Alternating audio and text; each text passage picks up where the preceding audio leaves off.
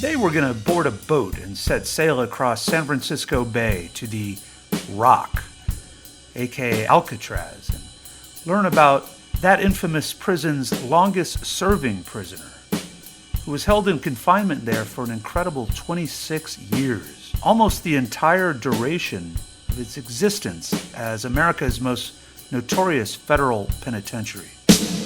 And no, we're not talking about Al Capone or Robert Stroud, the Birdman of Alcatraz. They were the more famous inmates there, whose lives have been widely chronicled on stage and screen in endless books and scholarship. Instead, we'll discuss the life and crimes of an habitual criminal who was widely known in his own time but is lesser known today. And that is Alvin "Creepy" Karpass, the ringleader of the Barker-Karpis Gang, or the other way around. They wrought mayhem throughout the United States during the Depression era of the 1930s, and they would have been household names in their time.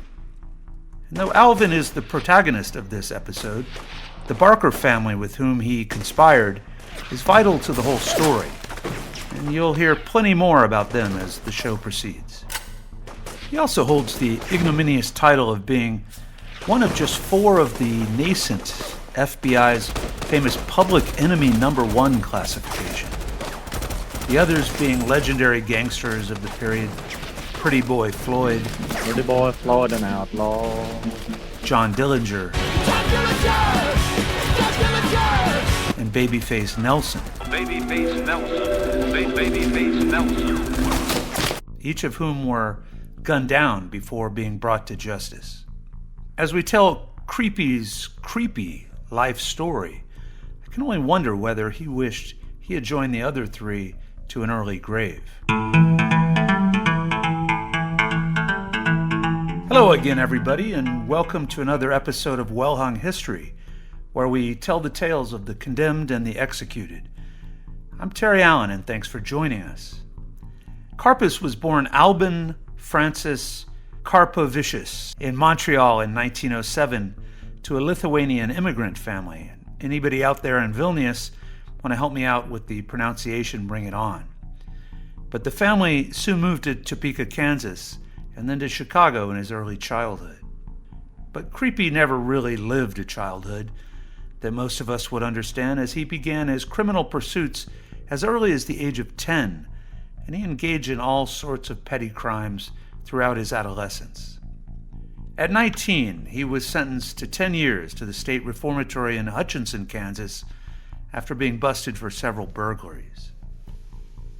It was there that he befriended another career criminal named Lawrence Duvall, and the two busted out before embarking on a roughly year-long crime spree throughout the Midwest. They were both eventually apprehended, but their crime connections would prove to be pivotal to both of their fates, particularly in their associations with the Barker Gang, which will be integral in Creepy's story shortly, as we shall soon learn. The irony here is that while Duvall has been largely banished to the dustbin of history, he was an even more vicious criminal than Karpass. He went on to kill at least a dozen people, including 6 cops, and he went down in a shootout in Enid, Oklahoma in 1936, at the age of 32. After his stint on the lam and raising Cain everywhere he went, Karpass was rearrested for car theft, and this time he was sent to the Kansas State Penitentiary in Lansing. And a little aside here, this is the same prison that housed and hanged Perry Smith and Richard Hickok, the protagonists of one of the earliest and greatest true crime books ever written, that being Truman Capote's In Cold Blood. And it was here that he made another connection with a fellow inmate that would define the trajectory of the rest of his life. This was Fred Barker, the youngest son of the legendary Ma Barker, and a member of what the press called the Bloody Barkers. Aside from Fred, the other Barker boys were Herman, Lloyd, and Doc. All were career criminals of the most dangerous sort, and by this time each had already committed or would commit numerous murders, during their short and bloody lives. Alvin was released in 1931 and quickly rendezvoused with Fred in Tulsa, Oklahoma, where they formed the Barker-Karpis Gang. Tulsa had been the home base of the Barkers for years before Fred being apprehended in Kansas, and the family was feared and loathed in that city as they had carried out innumerable crimes there for years. Now, if the name Barker rings a bell, it's probably because you may know of the matriarch of the family, Ma Barker, who has gone down to history as a legendary outlaw herself. She no doubt is a fascinating character in her own right, but her legend doesn't always square with the facts. I think it's interesting to note that she will always be known to us as Ma Barker, but her birth name was, catch this, Arizona Donnie Clark, which to me sounds like some sort of a guy that was involved in the shootout at the OK Corral a half-century before. But nevertheless, that was her given name. But what's most important to know about her is that she herself was not an outlaw, as she has long been portrayed. There is no doubt that she aided and abetted and harbored her sons, but likely played no direct role in any of their criminal activities.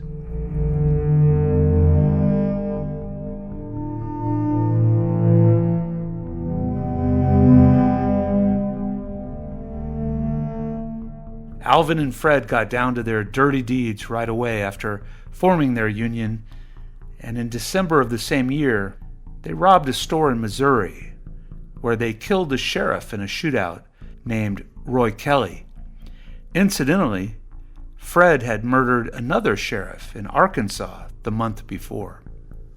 The two then headed out of town all the way to St. Paul, Minnesota, where they holed up in a house there arranged by an underworld character there who went by the name Harry Sawyer. His real name was Harry Sandlovich. He was an Orthodox Jew, also of Lithuanian descent. They were joined in St. Paul by newly recruited members of the band, even including Ma Barker herself, and the gang would eventually compose itself of about 25 members. Our killer misfit toys were essentially provided sanctuary in the Minnesota capital thanks to its famously corrupt police chief, Thomas Brown, who was bought off by the gang and would frequently tip them off to any trouble as they came and went from their numerous robberies in the region. Doc Barker would join the gang in 1932 after being paroled from the Oklahoma State Penitentiary after serving over 10 years for the murder of a night watchman in 1921. But it seems robberies were not daring or lucrative enough to the Karpis Barker gang, and so they turned their attention to kidnapping. The next major crimes of note perpetuated by the gang were two sensational kidnappings for ransom that occurred in St. Paul in virtual succession in 1933 and 1934. And they were the abductions of William Ham, heir to the beer fortune, and Edward Brimmer, a wealthy local banker. Ransoms of $100,000 and $200,000, respectively, huge fortunes at that time, were ultimately paid, and both millionaires were released unharmed. But these kidnappings, which just happened to coincide with the Lindbergh kidnapping, the most famous of its day, had become so notorious nationally that the FBI went on red alert to hunt down the perpetrators. This was the apex of the cops and robbers era. And in the following year alone, a staggering number of America's most infamous criminals were mowed down by the G-Men. They included the likes of Bonnie and Clyde, Bernie Parker, Clyde Barrow, Babyface Nelson, Pretty Boy Floyd, Pretty boy Floyd an outlaw. John Dillinger, and the most prominent members of his gang, including Red Hamilton, Tommy Carroll, Homer Van Meter, and Eddie Green. They were followed within months by the unforgettable mobster Dutch Schultz. In addition to these indelible names in criminal history, several members of the Barker-Karpis outfit got their comeuppance during the same period. Among them were Shotgun George Ziegler, Slim Gray Gibson, and William Harrison. No, not the president, who had died a century earlier of pneumonia, not from gunshot wounds. And next to go was Fred Barker and Old Ma, who were killed in a furious gun battle in Florida in January 1935. So now the only Barker boy left was Doc, who not so surprisingly would reunite with Creepy at Alcatraz in due course. Despite having known that he was on the FBI's shortlist, Karpis continued his lifelong crime spree in concert with the remaining members of his Goombas and almost got iced in a shootout in Atlantic City, which saw his girlfriend get shot in the thigh. He also managed a successful heist of a train in Ohio and committed other robberies. But as the last remaining public enemy number one, there was really nowhere else to hide, and the FBI finally caught up with him in New Orleans in early May of 1936, where J. Edgar Hoover himself gloated in front of the cameras as Creepy was taken into custody. This episode effectively ended the criminal career of Alvin Karpis and essentially closed the book on the Depression-era mob bosses that had terrorized the United States during the 1930s.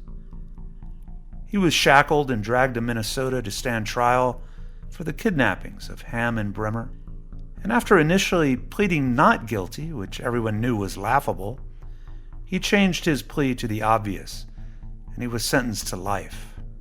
In August 1936, he arrived at the Rock, where he would spend the next 26 years of his life. He was joined there soon after by Doc Barker, but not for long, as he was shot dead by the guards a few years later after attempting to escape. This occurred in 1939 and marked the end of the Barkers, all of whom died by the same violent means that they had wreaked upon so many others throughout their wicked lives. By all accounts, including his own, he was not always an orderly prisoner, particularly in his early years there. He was known to get into frequent scrapes with other cons and guards, but as time wore on, he mellowed with age and slowly blended into the drab and monotonous life that was Alcatraz. Upon notice that the prison was to be shuttered, he was then transferred to the federal pen at McNeil Island, Washington in 1962.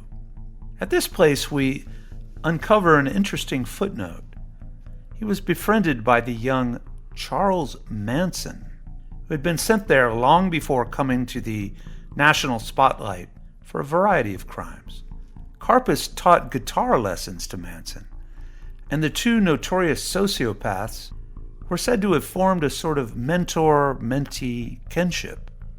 In 1969, after 33 years of perpetual confinement, Alvin Creepy Karpis was finally paroled and deported to Canada, the land of his birth, but a place he surely did not recognize.